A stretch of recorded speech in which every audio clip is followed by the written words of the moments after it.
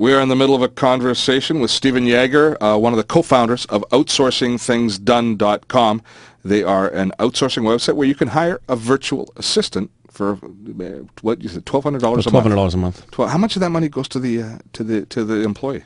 So our average worker is probably anywhere from $400 to $700 a month. And are we taking advantage of those people? Not at all. We actually pay them a little bit more than what they're normally getting at other outsourcing operations or call centers or whatever you want to call them. It's the way it works over there. I think our setup's quite unique. We run as if we were running here locally. They're all working on Macs. Most have dual monitors. All have full-size desks. Traditional outsourcing operations are tiny, and you're working on whatever computer they can get you that's the cheapest possible thing. Now, what about presence? In communication, how do clients typically communicate? Because how many hours ahead of the Philippines?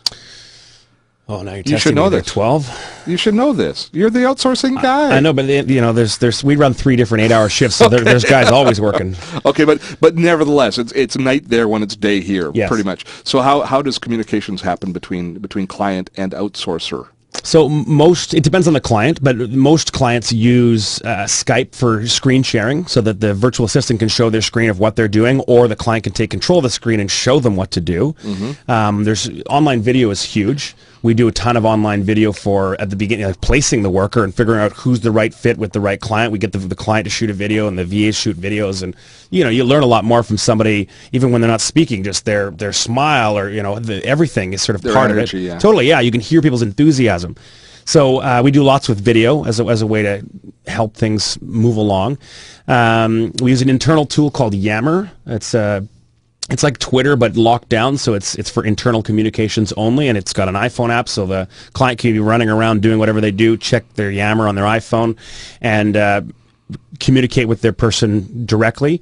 A big one is Google's Gmail. Gmail's got free phoning in North America built within Gmail. So our guys in the Philippines can open up their Gmail accounts, dial the phone that's in Gmail, and make free calls back into North America, which is an unbelievable deal. Okay. For doing it for free. We talk about wikis. Wikis are huge for having all the systems and procedures documented, so that the ideas behind them is that so the person can't make a mistake. And if they do make a mistake, it's better. We encourage the client to think of it as if it's your fault. Look at the instructions in the wiki and sort of find out why the guy made an error, and figure out maybe that it's steps 1 to 15, but it needed to be steps 1 to 17. Why did you choose the Philippines? So we like the Philippines for a bunch of different reasons. We looked a little bit at China, India, Philippines. Actually, my business partner right now is in Vietnam. We chose the Philippines because the English is fantastic. The Philippine people are awesome to work with. Culturally, very close to North America. Very close to North America. It's very Americanized. Yeah. So they've got everything that you would see in North America. Maybe it's just a couple years behind, but they've got it all. And it's like street people. Everybody speaks English. People that never went to school there speak English. It makes me feel with one language. It makes me feel stupid. So outsourcing, and I guess the final thing that I want to talk about is you guys do basically full-time virtual assistants. Yes. Now, do you have cases where clients share assistants if they don't quite have the need for full-time, or is it pretty much a one-on-one? We've got a few clients that will share, but the way we tell the client is one of them is our client and one of them is in charge. If they share their virtual assistant with their colleague or their friend or another business that they might own or whatever, we don't care. But to us, we have a relationship with the main person, and that's where all communication goes. We bill one person. The VA is responsible to talk to that and deal with that one person. VA is virtual assistant. Yeah, sorry.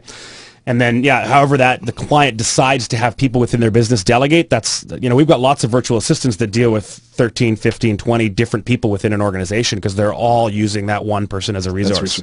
Now, help me paint a little broader picture, though. We've talked a lot about realtors as an example. What are some of the other real industries that it's really having an impact on? An easy one is any software company. So, companies like Ubertor, anybody that's building a software application, online software, whatever. Versioning for iPhone and Android, all that sort of stuff. Yeah, so like handling customer service is a great thing to do. It can be, you can get the 24-hour benefit out of it because you're running multiple shifts. It's easy to do support for web apps through tools like live chat, which pulls if there was an accent, it pulls the accent away where it becomes irrelevant because they're doing live chat tech support anyways. we've got legal assistants, web designers, bookkeepers. We do lots of bookkeeping for North American clients. Web design's a big one. Programming is okay. It's not a huge thing over there to find programmers. Yeah. It's that seems to be the sweet spot of India and in the former Soviet Union seems to be a lot. And I had a really good question, which was my final one, which was the 24-hour clock. I find it compelling that the thought of being able to send all of my tasks to be done before I wrap up for the day.